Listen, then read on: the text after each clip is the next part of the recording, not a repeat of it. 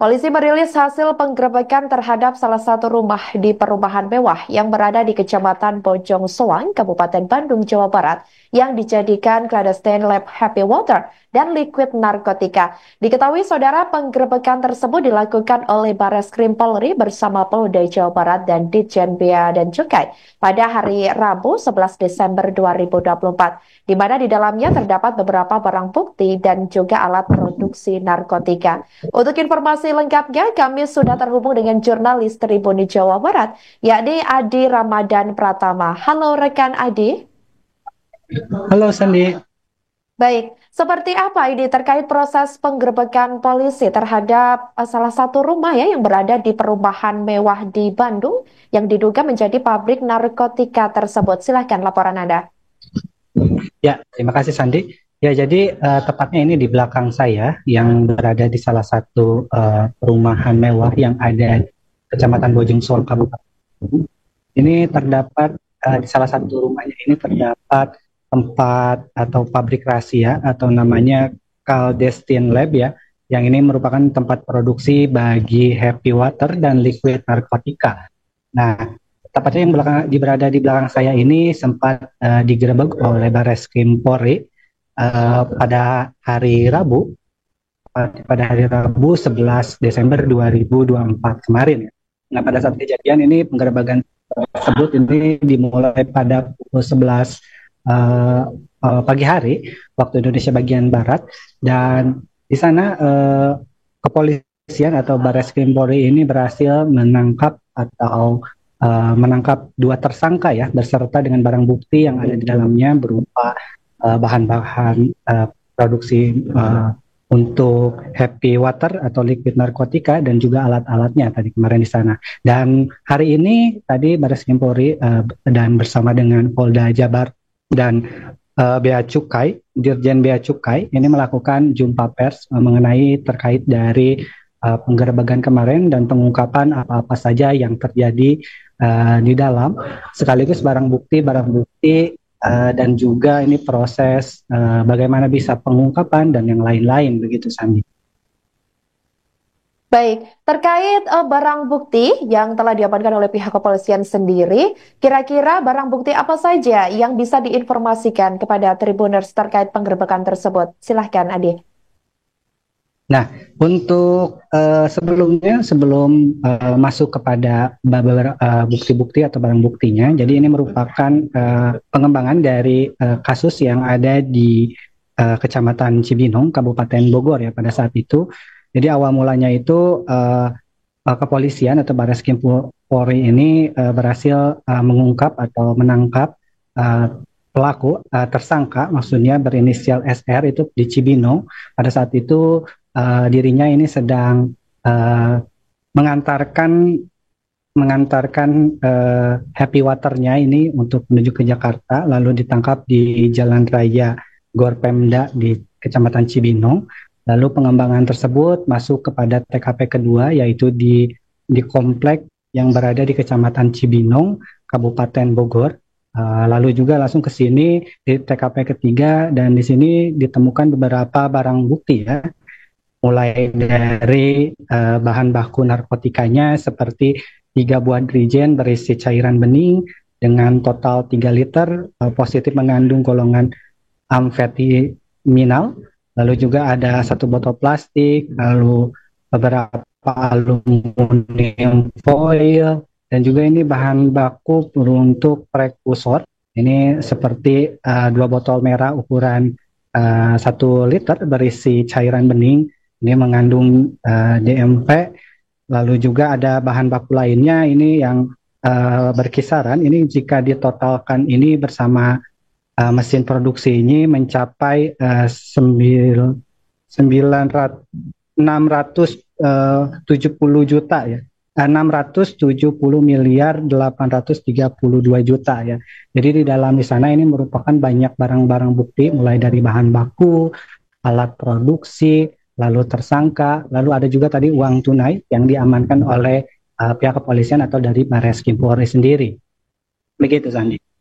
Baik, terkait tersangka yang sudah diamankan oleh pihak kepolisian sendiri, apakah masih ada kira-kira pelaku lain yang saat ini jadi buron atau memang belum diketahui keberadaannya? Ya, baik dari berdasarkan keterangan dari uh, Wakabareskrim Irjen Pol Asep Edi Suheri ini mengatakan bahwa pihaknya ini dalam kasus ini menangkap atau mengamankan 3 pelaku ya. Yang pertama itu berinisial dari SR, ini ditangkap di Kabupaten Bogor, lalu juga eh, di Kabupaten Bandung sendiri ini ada 2 tersangka ya berinisial SP dan IF.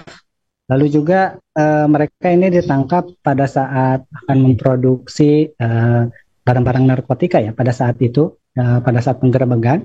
Dan ini Wakabareskrim Irjen Pol Asep Edi Suheri ini mengatakan bahwa pihaknya juga ini sedang mencari atau terdapat daftar pencarian orang ini berinisial A ya, yang diduga ini merupakan salah satu pengendali dari laboratorium rahasia yang ada di Kabupaten Bandung. Jadi ada 1 orang yang ini masih dicari oleh petugas kepolisian sendiri, begitu Sandi. Baik, artinya kalau di total ini untuk sementara ada 4 pelaku ya, dan 3 sudah ditangkap dan 1 masih buron. Seperti itu ya, Ade? Betul, Sandi. Ya, baik. Rekan Ade, untuk yang terakhir, apakah mungkin ada informasi dari warga sekitar di lokasi tempat penggerebekan? Apakah sebelumnya ini salah satu rumah mewah yang digerebek oleh pihak kepolisian ini memang tidak ada kecurigaan dari warga setempat? Ya, Silakan. berdasarkan keterangan dari warga sekitar, khususnya yang ada di sebelah rumah yang digerebek, yaitu Iksan, ini mengatakan bahwa sebenarnya dirinya juga tidak mengetahui aktivitas apa yang terjadi di dalam rumah. Dikarenakan para pemilik rumah, khususnya para pelaku sendiri, ini tidak aktif keluar rumah. Jadi jarang terlihat aktivitas seperti apa. Namun beberapa waktu lalu ini ada kebisingan yang produksi atau di rumah yang digerebek tersebut. Ini kebisingan mulai dari banyak orangnya, lalu juga entah mengapa banyak-banyak yang tertawa, berteriak dan yang lain-lain di dalam rumah tersebut. Namun secara keseluruhan berdasarkan keterangan warga yaitu Iksan, dia mengatakan tidak begitu tidak begitu menjadi hal yang bisa dibilang tidak bisa dibilang, jadi tidak terlalu penasaran lah atau mengapa ya? di dalam ya, jadi di dalam sana itu seperti layaknya rumah biasa di luar, karena memang si para pelakunya sendiri ini jarang beraktivitas atau bersosialisasi dengan warga sekitar begitu. Oh ya, untuk berdasarkan keterangan dari Irjen Pol Asep Edi Suheri juga, ini para pelaku yang ditangkap ini saat ini terancam dengan pasal 114 ayat 2, lalu juga pasal 113 ayat 2 dan 113 ayat 2 ini yang tentang narkotika. Dengan para pelaku ini terancam dengan pidana hukuman mati atau penjara seumur hidup, atau paling singkat mereka atau para pelaku sendiri ini di penjara ini 5 tahun dan paling lama ini di penjara 2 tahun dengan denda paling sedikit itu 1 miliar dan paling banyak itu 10 miliar rupiah. Begitu saya. Baik, terima kasih jurnalis Tribun Jabar Adi Ramadan Pratama atas laporannya dan selamat kembali bertugas. Terima kasih dari PRNM. Saya mencoba menjawab bahwa betul bahwa untuk kasus ini awal mulai tadi disampaikan oleh Pak Wakabareskrim bahwa mulai dari Bogor penangkapannya, dari mobil Muslim Bantan sampai ke sini, Pak. Karena untuk Nestlab ini yang kita bongkar beda-beda jenisnya, Pak. Contohnya waktu di Jogja betul di water, tapi tidak ada kaitan dengan ini. Di Bali juga beda hasis, begitu, Pak. Jadi ini jaringan tersendiri, Pak.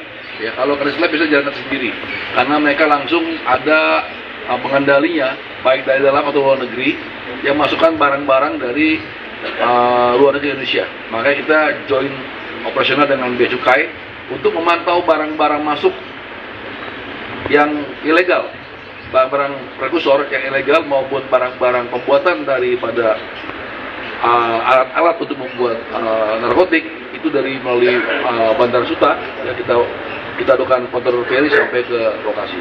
Jadi emang untuk jaringan berbeda. Ya Pak, makasih Pak. Masih ada DPO, kita masih mengejar pengendalinya.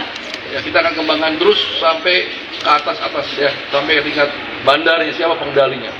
Tadi ada satu DPO yang disebutkan oleh Pak Wakabar Eskrim, ya kita akan kejar dia sampai dapat, ya sampai terbuka jaringannya. Ini mungkin jaringan juga jaringan internasional antara Malaysia dan Indonesia karena barang-barang ini berdasarkan trace daripada Bea Cukai bahwa ini masuknya dari Malaysia. Ya, demikian. Download Tribun X sekarang, menghadirkan lokal menjadi Indonesia.